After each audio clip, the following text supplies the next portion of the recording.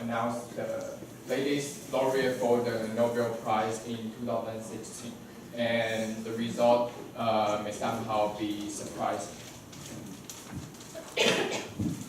And at first, I want to introduce all of you guys about the Nobel Prize. And the founder of the Nobel Prize is actually called Alfred Nobel, and he is a Swedish scientist. And what he did is that he invented the explosive, the dynamite, which is comprehensively used in the world and do some change to the world war. And he's also the inventor of element nobel. And the reason why Nobel wanted to found the Nobel Prize is that he recognized that his invention, the dynamite, the explosive, really killed so many people, maybe about more than 1 million people in the World War. So he wanted to do some contribution to the human society.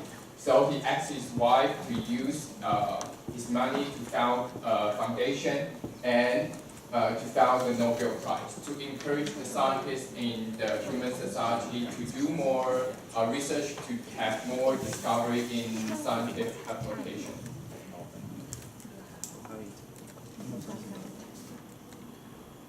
Okay, and what actually is the Nobel Prize? It is founded by the Swedish chemist Nobel, just as I mentioned. And there are 6 categories for the Nobel Prize. And the first one would be the literature, and economy, physics, chemistry, and the peace. And as we all know that now Barack Obama is also is now the president of the United States. He is the laureate for the Nobel Prize in the peace because Obama made contribution to the integration of different races in the international world.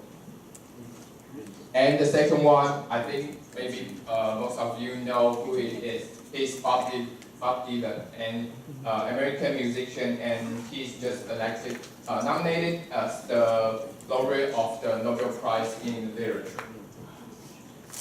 And the third one is Marie Curie, who is an inventor of the radioactive element in the world and make a lot of contribution to the scientific application in chemistry. Okay, so what does the Nobel Prize mean for all the winners?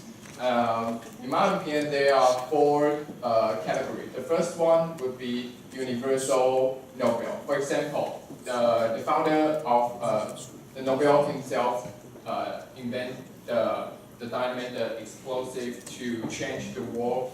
And also, for example, Aung San Suu Kyi, the leader now of the Myanmar, which lead the people in Myanmar to a democratic country and make a lot of innovation and contribution to the liberation of Myanmar. And the second one would be motivation. Maybe some of the scientists maybe work for 20 or 30 years. All they want is to be nominated as the laureate of the Nobel Prize. So the Nobel Prize is a motivation for the scientists. And also, the laureate of the Nobel Prize can get about $1 million for the award. So it's a really important financial support for those scientists. And the third one would be education. For example, the radioactive application discovery by the Marie Curie is a comprehensive application in the scientific chemistry. And the last one would be scientific value. There are a lot of new discovery and innovation by the laureate, and I will explain it specifically later. And so, any Taiwanese ever won the Nobel Prize? The only one Taiwanese that won the Nobel Prize is Yuan Zheli, and he was the leader of the Academy of Sinica in Taiwan. And he just won the Nobel Prize in chemistry. Okay, so what is the Nobel Prize to a nation? As all of you can see on the slide that the United States has the most laureate in the world, more than 300, and Germany, the United Kingdom, Japan, and Canada. So you can find that all of the countries that have the most Nobel Prize laureate is in the G7 or G20 countries. So the more Nobel Prize laureate a country has, the stronger the country will be. Okay, so why should we emphasize the prize? Just as I mentioned, it has much meaning for the education. For example, as we all know that Jeremy Wang played in the MLB for more than 10 years, and young baseball player in Taiwan just think of the Jeremy Wang as a role model. And the second would be the development in science, just like Yuan Li. And the third one would be competitiveness. It can boost the nation's economy and scientific discovery. Okay, so what should we looking forward to? The first one would be the ratio of women laureate. So far, the women laureate only account for 5.3% of all the laureates. And the average of the laureate would be 72 years old. It's too old. It's the graph that shows that the average age of the laureate is increasing in the 6th category of the Nobel Prize.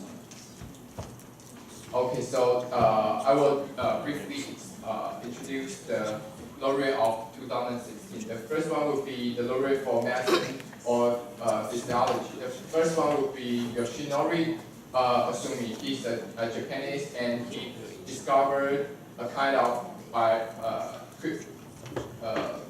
autophagy, and this kind of phenomenon is occurred in the cell recycling, and maybe you can apply to Parkinson's disease in the future. And the second one would be physics. The discovery is the logical phase transition, and it has something to do with the superfluid. The third is the chemistry. The Perry, Frester, Bernard, and the discovery is molecular machines.